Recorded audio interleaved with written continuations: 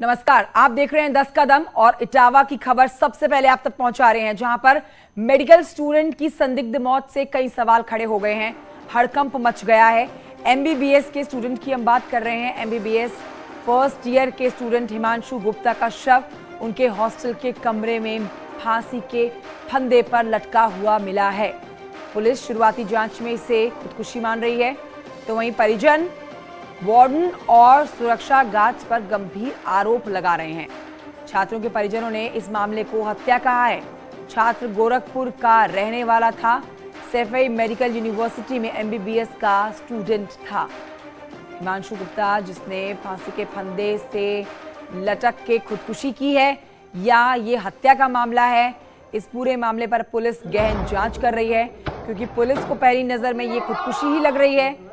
तो वहीं परिजनों का आरोप है ये साजिशतन हत्या का मामला है। तोड़ दो। बंद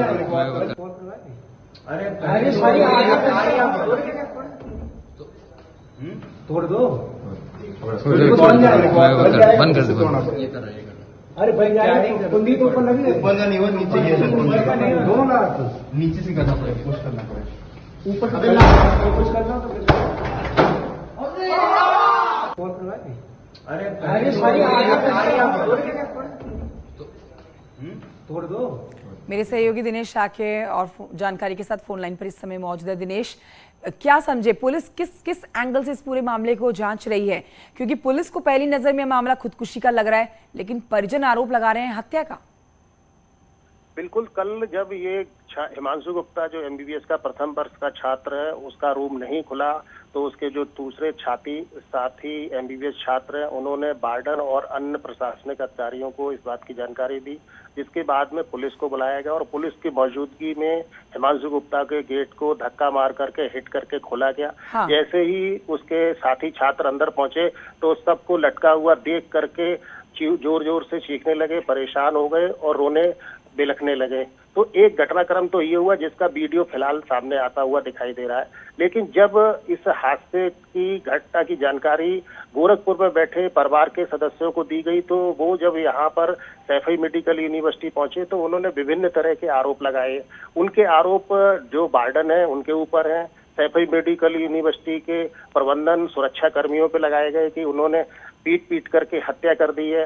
फिलहाल पुलिस प्रारंभिक तौर पर ऐसा मान करके चलती है कि ये पूरी तरीके से आत्महत्या का ही मामला है, लेकिन आत्महत्या क्यों की है इसके पीछे अभी बात स्पष्ट नहीं हो पा रही है। इस वजह को तलाशने के लिए पुलिस प्रशासन 3 डॉक्टरों के पैनल से हिमांशु गुप्ता के शव का पोस्टमार्टम करा रहा है। सैफई मेडिकल यूनिवर्सिटी से इटावा हेडक्वार्टर के लिए बॉडी को भेज दिया गया है।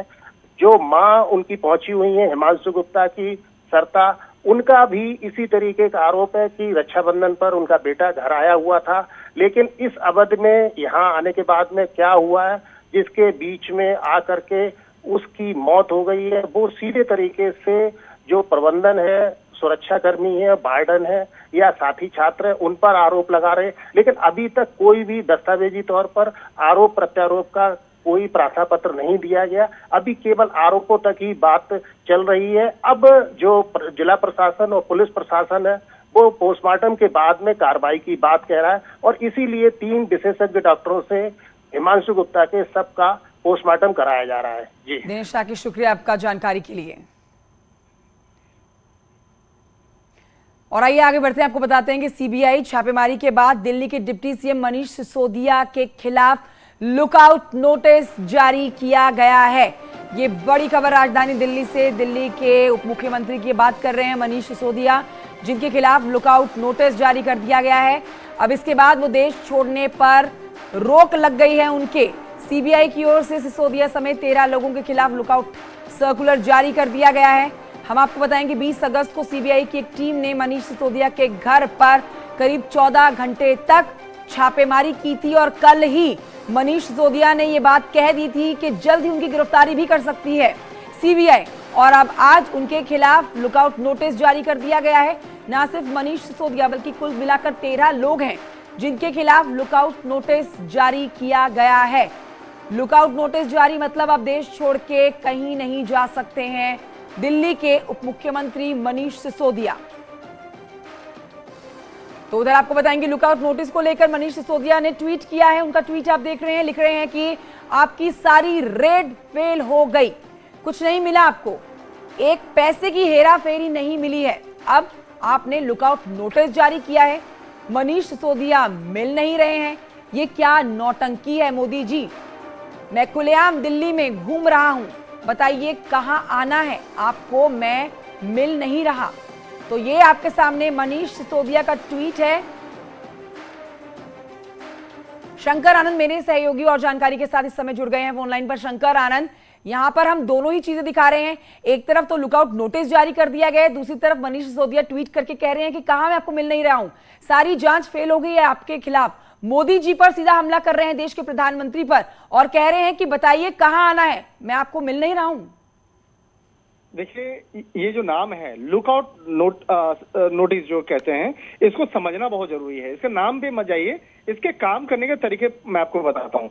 लुकआउट सर्कुलर का मतलब यानी कि एलओसी का मतलब ये नहीं होता कि कहीं छुप गए या कहीं आप लुका छिपी का खेल चल रहा है। ये लुकआउट नोटिस का मतलब ये होता है कि जब भी किसी आरोपी के खिलाफ केंद्रीय जांच एजेंसी सीबीआई या ईडी के द्वारा जब केस रजिस्टर्ड किया जाता है, किसी या अन्य एजेंसी के द्वारा जब केस रजिस्टर्ड किया जाता है, तो वो आरोपी देश छोड़ के ना भाग पाए, इसके लिए एलओसी खोला जाता है। और इसका मतलब साफ होता है कि अगर आपको विदेश जाना भी है, अगर किसी कारणवश जाना है, तो आपको इस मामले की जानकारी केंद्रीय जांच एजेंसी और कोर्ट को देनी होगी, उसके बाद आपको विदेश जाने की अनुमति मिलती है। तो लुकआउट नोटिस का मतलब ये होता है कि विदेश ना भाग पाए या बिना वजह बिना बताए हुए आप विदेश न जाए, इसके लिए ये नोटिस जारी किया जाता है। ऐसा नहीं है कि आप देश के अंदर कहीं घूम रहे हो। देखिए, यहाँ पे अभी आरोप लगा है, आरोप को सिद्ध करना अभी जांच एजेंसी का काम है। तो यहाँ पर जांच एजेंसी उन तमाम आरोपियों के प्रति अब आगे की तफ्तीश करेगी और उसके बाद आगे की कार्रवाई करेगी। तो यहाँ पर जो मनीष सिसोदिया कह रहे हैं वो पूर्ण तौर पर सही नहीं है। आप एक तरह से इसकी जो गंभीरता का देखा जाए तो लुकआउट सर्कुलर जारी होने के बाद भी आप देश के किसी भी हिस्से में आप जा सकते हैं, आ सकते हैं। अगर आप दिल्ली छोड़ करके आप पंजाब जाना चाहते हैं, हरियाणा जाना, मतलब मनीष सिसोदिया ने लुकआउट नोटिस को नहीं समझा ठीक से। सीबीआई ने कई घंटे उनसे पूछताछ की है, हालांकि कल ही उन्होंने इस बात को साफ कर दिया था कि सीबीआई जल्द से जल्द उनको गिरफ्तार कर सकती है। बहुत शुक्रिया आपका शंकर आनंद जानकारी के लिए। आइए बढ़ते हैं आगे। अब आपको बताते हैं कि यूपी के डिप्टी सीएम केशव प्रसाद मौर्य देर रात अयोध्या पहुंचे और उनके साथ सांसद लल्लू सिंह और स्थानीय विधायक वेद प्रकाश गुप्ता, बीजेपी के नेता भी नजर आए। रात में ही केशव प्रसाद मौर्य ने बीजेपी के मंडल अध्यक्ष रवि सोनकर के यहां पर डिनर किया और बाद में रात में ही वो लखनऊ के लिए रवाना भी हो गए। तस्वीरें आपके सामने हैं उत्तर प्रदेश के डिप्टी सीएम केशव प्रसाद मौर्य की। अयोध्या पहुंचे थे देर रात।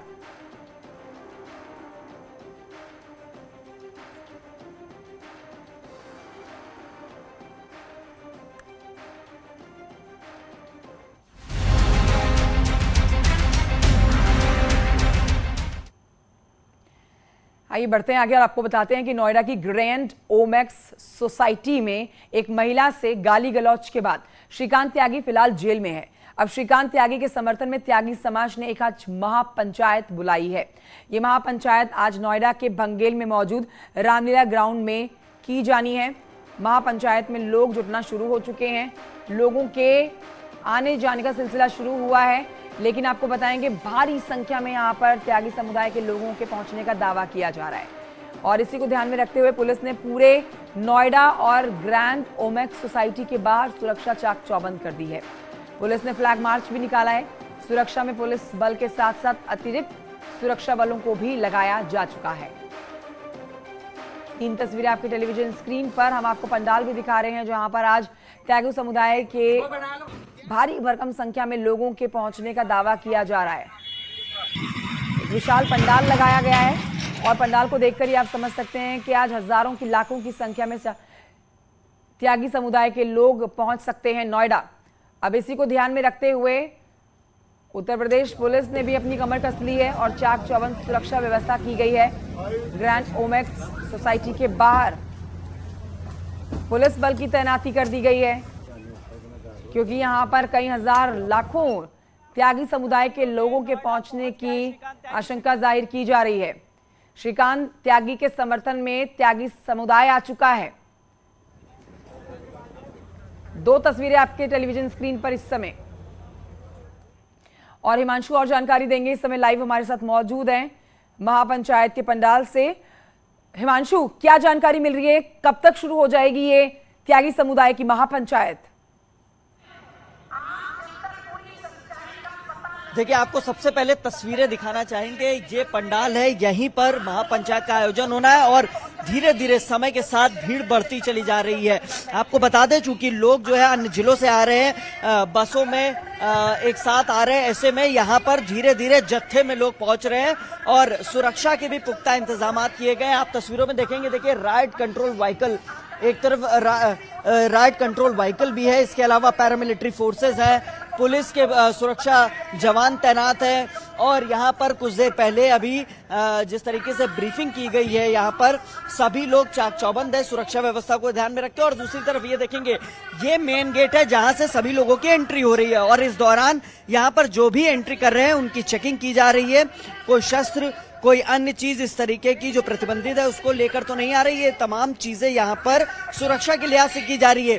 फोर्स भी तैनात है, लॉ एंड ऑर्डर की स्थिति ना बिगड़े इस चीज का भी ख्याल रखा जा रहा है और लोग अब धीरे धीरे जत्थों में पहुंच रहे हैं, एक साथ पहुंच रहे हैं, गुट बना बना के पहुंच रहे हैं। चूंकि अन्य जिलों से लोग आ रहे हैं और जिस तरीके से लोगों का कहना है कि यहाँ पे ये पंडाल खचाखच भर जाएगा, लेकिन 10 बजे का समय रखा गया था, 10 बज गया है और अब ऐसा माना जा रहा है कि अभी भी समय है लोगों को यहाँ पर पहुंचने में। जी हिमांशु, शुक्रिया आपका जानकारी के लिए।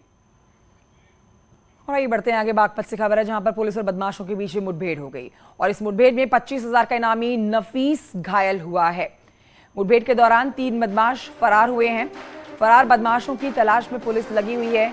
बदमाशों के कब्जे से एक कार बरामद कर ली गई है, तमंचा बरामद किया गया है और बदमाशों के पास से गौ कृषि के औजार भी बरामद किए गए हैं।